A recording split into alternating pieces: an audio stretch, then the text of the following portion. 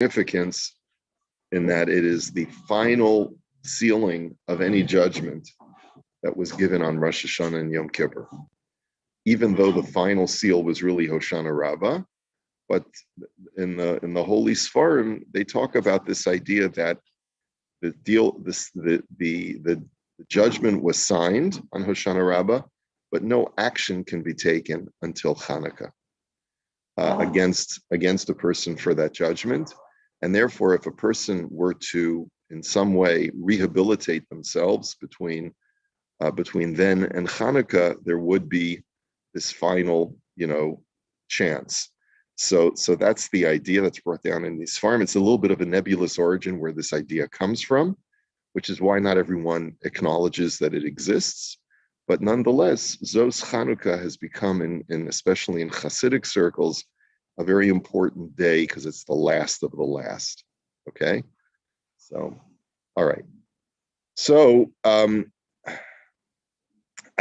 think that for our purposes, I think I'm going to skip the biurim because it really discusses whom I have a right to stop from doing a prohibited act. And initially there was this hesitancy that perhaps I have a right to stop anyone who I see. I can apply physical force to stop anyone I want from doing something that's prohibited, or to coerce them to do a mitzvah, right? So if I see someone driving on Shabbos, I can stop, go into the middle of the road and say, stop, it's Shabbos. Or I can take my rocks and throw them at the person. I'm doing a mitzvah of stopping a person from violating Shabbos, right? So could I do that? So it seems like the final upshot of the Ramah is that I have no right to do that unless the person is under my dominion. So what does that mean, under my control? Usually it's only referring to a child of a parent, and even then, up to a certain age, because then you don't have control anymore. So if the person lives in your house, you would have a right to apply whatever force you felt was going to be productive to cause that child to do the right thing. Let's say the child is taking drugs or whatever it is, and you're trying to control the child, or the child is doing other things that are harmful. So there are times when, if it's under your own roof and the child is under your dominion, that you do have a right to apply some level of physical coercion in order to prevent the child. But that doesn't mean you have a right to hit them, or you have to just do what minimally is required in order to stop the child from doing that which is prohibited. Okay, so that's the upshot of the halacha. Even though there is an opinion that suggests that anytime you see someone doing something prohibited, you could just go ahead and say, I represent the Jewish people, and therefore I remember, I'll never forget, I was in yeshiva. This is going back, obviously going back many years. And there was a pen on a table, and or a pencil, I needed to make a notation in the side of my sefer. And the guy says to me, he says, don't you see, it says that you're not allowed to take it without permission. You can't. Yeah, Asr B'li or something like that, right? So I said, yeah, okay, I'm just going to write my this word in the side of my notation, and then I'm going to put, no, you can't, it's Geneva. And so he actually felt that he needed to apply physical force against me because he felt that was his correct. When you're a yeshiva bacher, my kid comes home to me now and tells me things that are very, very black and white. And I'd say, hold on a second. And we have to just talk about it for a moment, because, you hear things when you're a yeshiva bacher and you say, you have to, there's a mitzvah to stop someone from doing an avera, even to apply physical force when necessary. That's how you can interpret this law if you just do a cursory reading without looking at all the commentaries. And so you have to just say, 1 second, calm down. And maybe it's a little bit different. But anyway, so he tried to stop me. He was much smaller than I was. And so it wasn't much of a struggle. Yeah. I've been blessed in that department. I was usually bigger than most of the guys. Not all of them, but most of them. So most guys didn't start up with me. Okay. Anyway, so I think we're just going to go on to the next halacha. Okay. Gimel. Hanichnas lebeis chaver. So we're on page Kuf Pei Dalet. Hanichnas lebeis chaver shelo birshus. If Shimon enters into Reuven's house without permission, yesh lechaver rishus lahotzio mi beso. Reuven has the right to remove Shimon from his house. Ve'im misarev latzeis, yesh matirin afilu lahakoso kidei lahotzio. If Shimon refuses to leave, some give permission. Permission is granted by some poskim to use physical force, even striking, in order to get Shimon to leave the premises. If there's no way to remove him by some other way.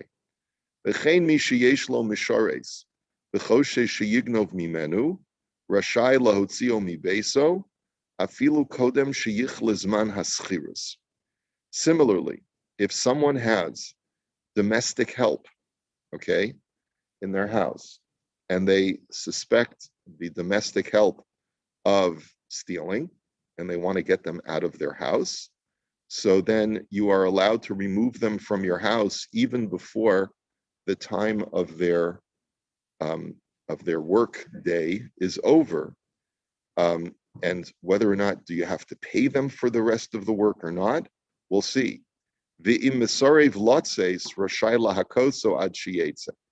And if the person refuses to leave, you would be permitted to apply physical force to get them out of your house. Now, this is where the difference between the first halacha and the second halacha is a very important distinction. In the first case, the person came in without permission, and therefore it's seemingly reasonable for me to be permitted to apply physical force in order to get him out of my house. But in the second case, the person was invited into my house, and now for whatever reason, I want them out of my house. I want them out. And let's say they say, no, I'm finishing my work, right? So here too, you would be allowed to apply, according to this opinion, you'd be allowed to apply physical force in order to get them out of the house. Now, this could get, of course, messy. This could become become dangerous, right? So you have to know whether this is prudent or not.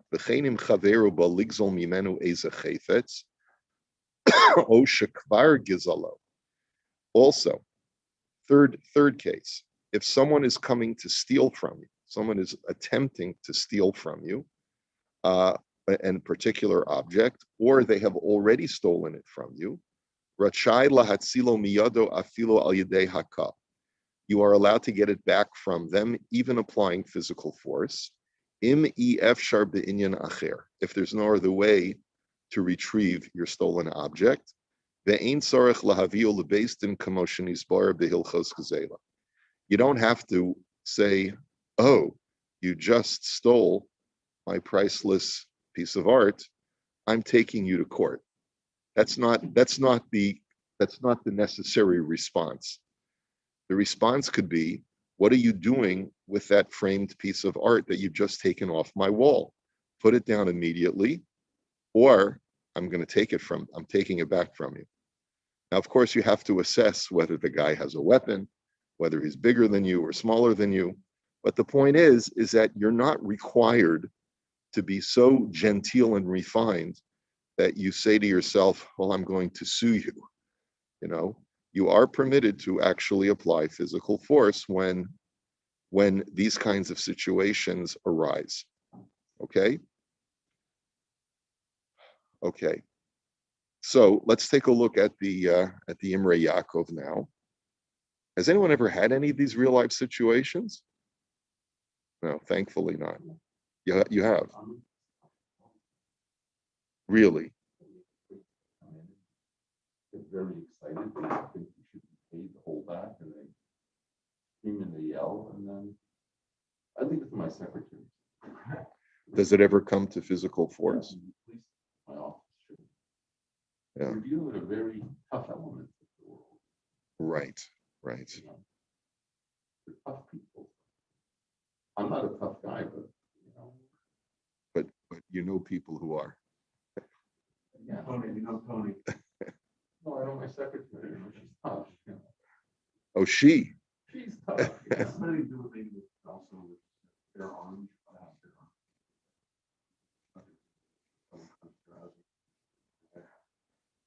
Well, you know, the Torah says that if someone breaks into your house, you do have a right to apply lethal force.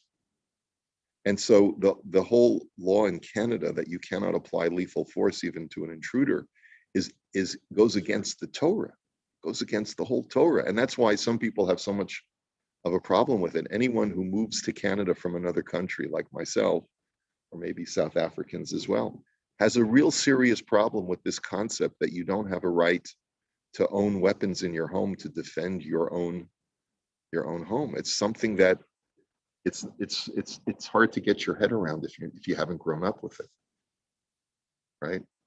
I don't know how you feel about it.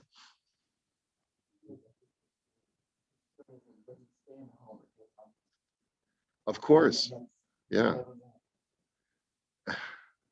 Yes, and yes, you do. Right? Rabbi, I mean, it seems like there's less to protect against in Canada as well. I don't know whether there's a relationship with that, right? I mean, really, it just seems like yeah. I think it's a less violent society. You don't hear that many situations of, and maybe I'm just naive and not listening, but it seems like there's more incidents of people having to protect their homes. And yes, they have the guns to do it. But I wonder whether there's a relationship. I would agree with you, Paul. I think that in general, it's a less violent society. People do not get into altercations and do not get into each other, encroach in each other's spaces as much in Canada as they do perhaps in the US. And a lot of it has to do with cultural standards. And probably in South America, like it seems like the further south you go, the more hot tamale people's personalities are. Yeah. It's the weather, must be the weather. Yeah. Like, you know, our emotions get frozen the further north we go. Yeah, I think if you go as far as Antarctica, the penguins are fine, but you're right, generally speaking, the further south you go. Yeah, yeah. Well, the further closer to the equator, I mean. Yeah. Okay. So shelo birshus, if someone enters your home without permission. So the Imrei Yaakov points out to us, he says, Lav dafka, it doesn't have to be that they entered without permission. Duhu hadin imei ikara nichnas birshus, shenasan lo balabayas rishus likanes lebeso. It could be even in a situation where the balabayas where Reuven invited Shimon into his house. Im achar kach rotza balabayas lahotzim libeso yesh lo rishus. If the balabayas Reuven says, Shimon, it's 10 o'clock. I want to go to bed. You've never had this situation, of course, because you're not the rabbi. But there are times when you have guests in your home, and you know there are many ways to try and tell them it's time to go to bed, folks. You know, one thing I learned from my parents is you turn to your wife and you say, "Honey, where's that medicine that I take 10 minutes before I go to bed?" Right? Or but there are people who just don't want to leave, and I've unfortunately I've had that situation over the years. I've never had to use physical force to get someone out of my house, but sometimes it can become stressful. Amnam ze amar im lo bala dur etzlo, aval im bala dur afilu lizman katsar yeshamim deimrishus labalabayis lahutzio tochasma. But up until now, we've been talking about a guest in your home. But if someone has not been invited as a guest, but rather has been a living arrangement has been made already, where you've told someone, I'm letting you live here as a lodger, you know, and we make an agreement, and you're renting a room from me, or I've made an arrangement that you can stay here for a week or you can stay here for a month. So if the arrangement has already been made and we have an agreement, then according to a number of poskim, I'm not allowed to evict you. I guess obviously without cause, right? Um, within that time frame. Let's say I get annoyed at a tenant. I can't just say I want you out. I want you out of here, right? If we've agreed that you're going to be staying in this place for a month, then I don't have a right to just arbitrarily evict you. If you're destroying property, if you're becoming a nuisance, then of course that's something else. Okay. If you're not able to remove him from your house in any other way, then there would be permission granted halachically to strike him if necessary. But obviously, as Imrei Yaakov says in Chafalef, Aval im yachol asur lahakoso kidalel sif beis. He says, but if you are able to remove him from your house without striking him, then you're not allowed to strike him, as we learned in Sif Beis.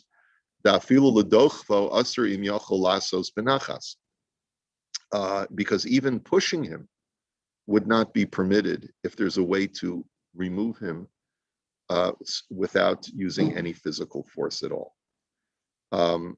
So, ligzol mimenu, if a person is coming to steal something from you, so then there are times when you're allowed to apply physical force. Umayri ba'ofen she'eno baba machteret. He says what we're talking about in this halacha is where a guy did not break into your house. Because if a guy breaks into your house, so then permission is granted by the Torah to actually use lethal force. As we'll see later on in Hilchos Gezela, which is a completely separate chapter that we're going to see later. Okay, so lahatzilo miyado afilo ayadei haka, that you're allowed to save your goods from a person who's trying to steal them, even using a physical force. Because in a situation where the object is still intact, in other words, we're not talking about a case where a guy stole from you in business and you don't have a specific object right in front of you. There you have to take him to court. You can't just start punching him around and telling him, give me the money. That's never permitted according to halacha. But what we're talking about is a guy, you have a very valuable paperweight or whatever on your desk, and he just picks it up and says, I think I'm going to keep this. I don't like you. I'm jealous. I resent you. And you don't deserve to have all of this. So I'm just going to take this for myself. And you say, what are you doing? That belongs to me. That's my paperweight. It has sentimental value. I want it back. And he says, no, I'm taking it. So there, you're allowed to apply physical force because the object is discrete and right there in front of you. So Adam osa din la'atzmo lahatzilo mimisha gazlo. So then a person is allowed to take the law into his own hands in that scenario. Kimavur le'el simin zayin sif chavches ayin sham. He says, and we learned this already in chapter 7 when we were doing the halachas of retrieving a lost object. Rabbi, I guess the case is that there's no question of ownership either. There's no question of ownership, right? The dafka bazeh. So it's only in a situation where it's clear cut that the object is yours and a guy's taking it from you. Aval balav hachi aser hakos ganav kimavur lakamen sifyud gimalayin sham. But otherwise, you would not be allowed to strike a ganav. If a ganav is trying to steal something with stealth, and he's not breaking into your house, but is just trying to pilfer something, and he doesn't pose a threat to you, so then you're not allowed to hit him. The dafka based in vitove ha'ir yesh reshus lahakosa l'siag v'geder ayin sham. The only people who have a right to apply corporal punishment is the Beis Din and the city administrators, and that's of course in the medieval world. Today, no one has a right to administer corporal punishment.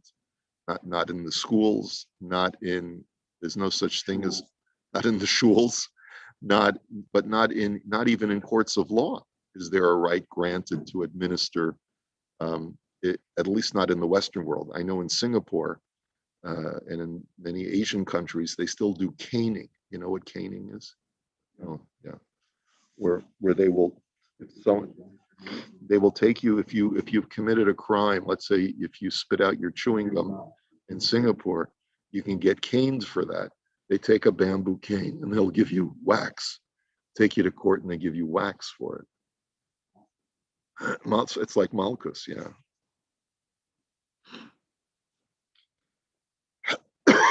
Yeah, but we don't do that. We don't do that anywhere.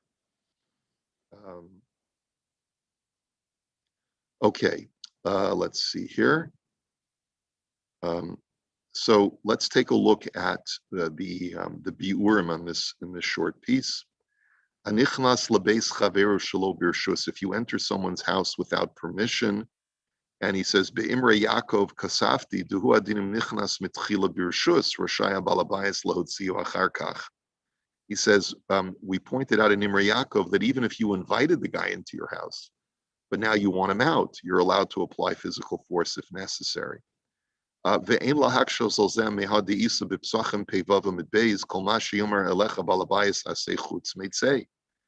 a very cryptic Gemara, and I love quoting this. There's a very bizarre Gemara that says that everything the Balabayas tells you to do, you must do except leave. Right?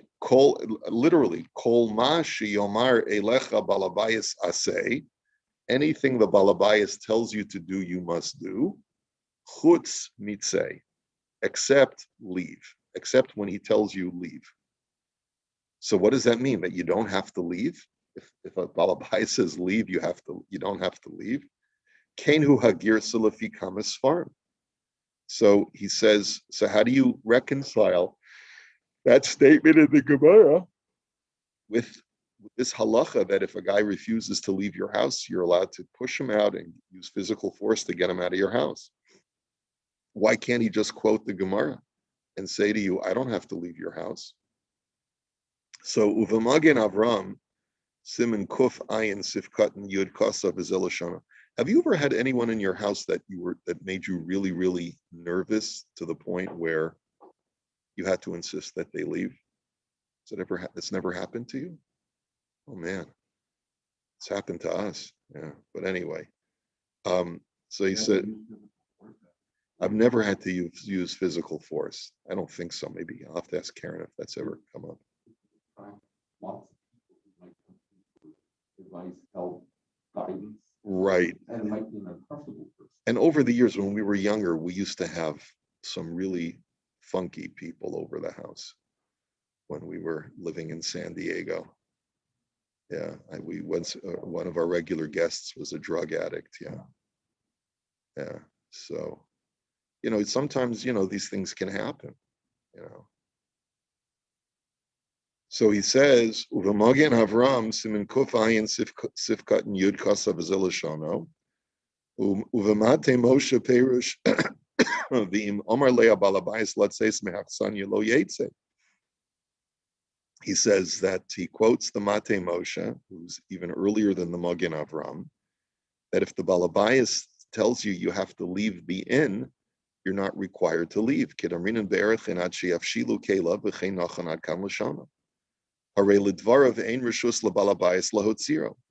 So you see that there are times, according to these earlier commentaries, that you don't have a right to force someone to leave your premises. So he says, Aval nira delo kashamidi. So how do you reconcile this? He says it's not a contradiction. He says, the sham b'psachim mari ba'adam shaba lehit achsein v'alabalabayis kiblo b'tur achsanai. He says the way to reconcile this is that the story over there is a guy has checked into a hotel, and the landlord or the front desk has granted permission. They've signed a contract that he's granted permission to stay there for a night, 2 nights, 7 nights, whatever the term is, lishon or lechol, whether it's to sleep or to eat on those premises. Once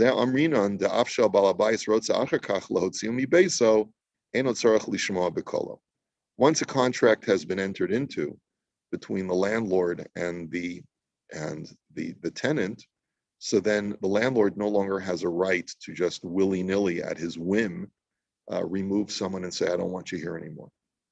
You don't have, there are certain tenant rights, right? So there's a process of eviction. That's what the Gemara means, that anything the Balabais tells you, you must listen to. You have to listen to his rules, let's say as far as noise or as far as other things, except when he tells you you're evicted. You don't have to listen. That's how he's understanding the Gemara.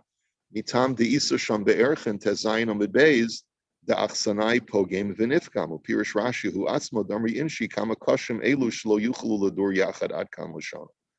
That a tenant is both an offender and is offended, meaning that it's very difficult many times to have a landlord-tenant relationship, because many times the tenant ends up offending or doing something that disturbs the landlord.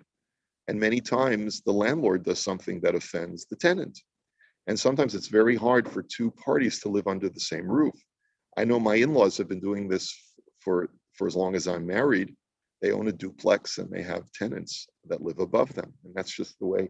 I could never do it, because last time I was there, they rented it out to a frum family with like 7 kids or so, 5 kids, I don't know how many kids. And you hear them running across on the ceiling. It's sort of, but they're used to it. Like they've been living like that for decades, so they're totally used to it. But sometimes it is very difficult to live in those kinds of conditions. So therefore, even though there are inconveniences of tenancy, nonetheless, you don't have a right to evict someone just because it's an inconvenience or just because you've decided you don't want them to live there anymore. But if it's just an occasional visit, right, which is not a tenancy situation, then certainly a balabayas has every right to tell someone, you need to leave my house. So that's not what the Gemara was referring to. It's not contractual. The person, well, there's a difference between a guest and a tenant, right? If a person's my guest and they've been invited to stay and we haven't entered into any kind of contract that I'm granting them rights as a tenant, so then they are here as long as I want them.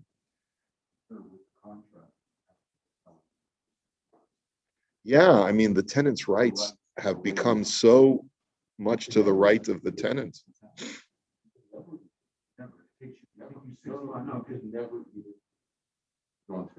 Really? To my basement and they were low. 3 months to get them out. Because I turned off the heating and I turned off because I was doing things because they were just disgusting people. Because it was cause. There's no cause. There's no such thing as eviction. Who decides what's cause and what's not? Wrong payment or. Right. Yeah, So, Rabbi, could you repeat the upshot of that? So the upshot is that when the Gemara says Kol ma she'omer lecha balabayas aseh chutz meitzeh, that when the Gemara says that a person does not have to listen to the balabayas to leave, it's referring to a landlord-tenant situation where there's already been a contract that the tenant has rights to stay for the period of tenancy. But when a person is a guest in your home, you absolutely have a right to remove them from your home in any way that you deem to be necessary in order to get them out of your house. I was just curious about the comments of the people in the room because I couldn't quite make it out. Sorry. So what they were saying is that Ontario law is structured so much to the rights of the tenants today, right, that Marty was saying you can never evict someone unless there's cause, right? Even if you don't like them, you just want them out. There's no such thing as whimsical eviction. Yes. Right. So, which is interesting. My son, who's in California, tells me the same thing. The tenants' rights there are also very similar to here. And it's very, very hard. He has to, when he buys a new building, he has to pay the people off, like giving them large amounts of money in order to incentivize them to leave, because otherwise, they could theoretically stay there for as long as they want. Just drag it out. Yeah. Okay, I'll just leave you with this one last idea because we're out of time anyway. But the Vilna Gaon is quoted as saying that what it means, anything the Balabais tells you to do, you must do except for leave. it means he learns it just the opposite. He says it is referring to a guest in your home. And what it's addressing is the guest. A guest is allowed to wait for instructions from the Balabayas. If the Balabayas asks you to sit, you have to listen to him and sit. If the Balabayas asks you to sit at a particular place or to help him set the table, you have to listen. But you should not have to wait until you receive verbal instructions to leave in order to leave. So he learns it as whatever the Balabayas tells you, you should do. But there are certain things that he shouldn't have to tell you, like leave, in order for you to know that it's time for you to leave. That's how he learns the Gemara. Yeah. Pick up the hints. Don't wait until he tells you it's time to leave, sweetheart, before leaving. Okay, enjoy the last day of Hanukkah. Have a